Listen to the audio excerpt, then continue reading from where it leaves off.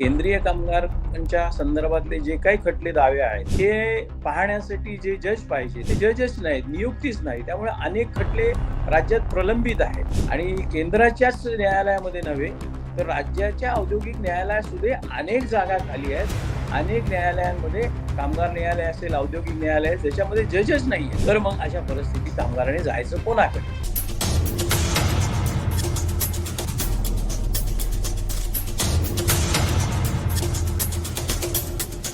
मी रघुनाथ कुचिक, भारतीय कामगार सेना general secretary.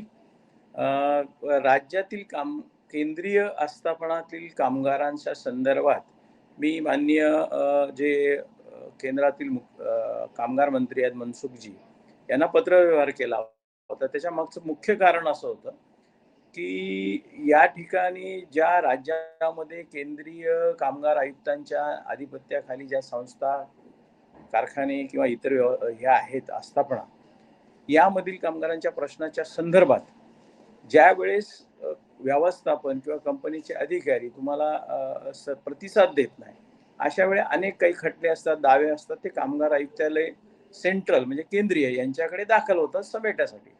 ते समेट कारवाई एकदा का पूर्ण झाली की ते न्यायालयाकडे प्रवर्ग होतात आणि न्यायालयात सध्या कुठेही गेल्या अनेक 3 वर्षापासून, 3 ते 4 वर्षापासून केंद्रीय कामगारांच्या संदर्भातले जे काही खटले दावे आहेत हे पाहण्यासाठी जे जज पाहिजेत ते जजच नाहीत, नियुक्तीच नाही. त्यामुळे अनेक खटले राज्यात प्रलंबित आहेत.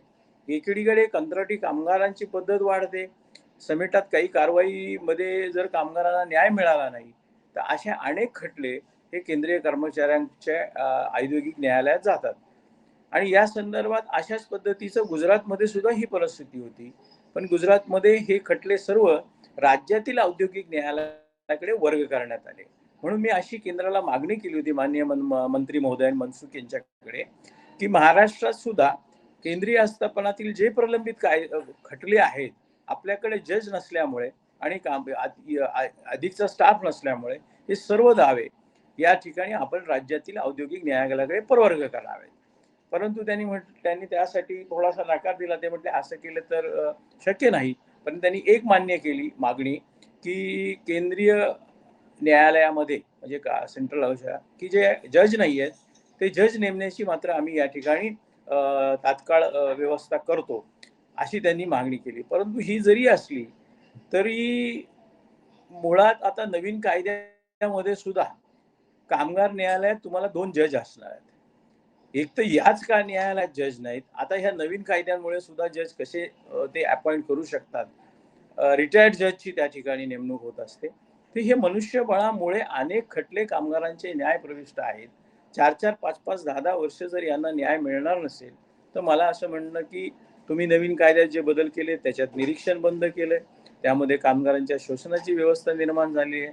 त्यामुळे या सर्व बाबी बघितल्या तर सरकारच भांडवलशाहासाठी काम करतंय का?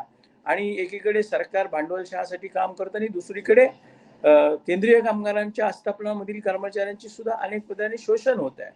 आणि केंद्राच्याच न्यायालयामध्ये नव्हे तर राज्याच्या औद्योगिक न्यायालयात सुद्धा अनेक जागा खाली आहेत. अनेक न्यायालयांमध्ये कामगार न्यायालय असेल, औद्योगिक न्यायालय ज्याच्यामध्ये जजच नाही आहेत. आणि ह्या परिस्थितीमध्ये ज्यावेळेस एखाद्या संवादामधून कामगार आयुक्त कार्यालयामधून जर कामगारांना हातभार लागत नसेल न्यायाचा तर त्या अशा केसेस कोर्टामध्ये जातात. आणि कोर्टामध्ये जर असे हेलपाटे खाऊन त्या ठिकाणी अधिकारीच नसणार, माननीय जज नसणार, न्यायालयाची टेबलच नसणार, तर मग अशा परिस्थितीत कामगारांनी जायचं कोणाकडे? म्हणजे काय, अप्रत्यक्षरित्या अशी व्यवस्थाच सरकारने निर्माण केली का याच्याकडे शंकेची पाल 100% सुटते. आणि जजची नेमणूक न होणे हे अतिशय खेदाचं आहे असं मला या ठिकाणी नमूद करावं असं वाटतंय.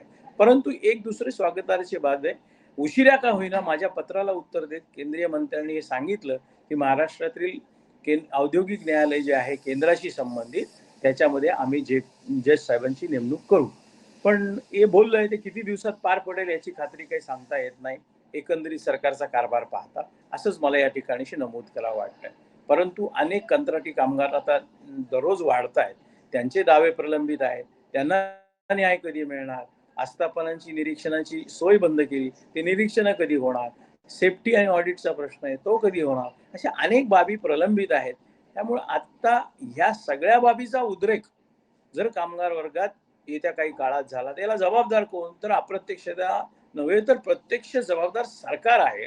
आणि याच्या काही घटना तुम्ही बघितल्या असतील, ज्या राज्यामध्ये असेल किंवा देशातल्या इतर राज्यात सुद्धा केंद्रीय कामगार आस्थापनांशी संबंधित घडताना दिसत आहेत. त्यामुळे हा जो काय असंतोष आहे कामगार वर्गातला, की न्याय मिळत नाही, संवादाच्या रूपातून सुद्धा जर कामगारांना त्याच्या ठिकाणी काही मोबदला मिळत नाही, त्यांच्या समस्या सुटल्या जात नाही, हा असंतोषाचा भडका कुठल्याही क्षणी उडू शकतो, असं मला या ठिकाणी नमूद करावंसं वाटतं.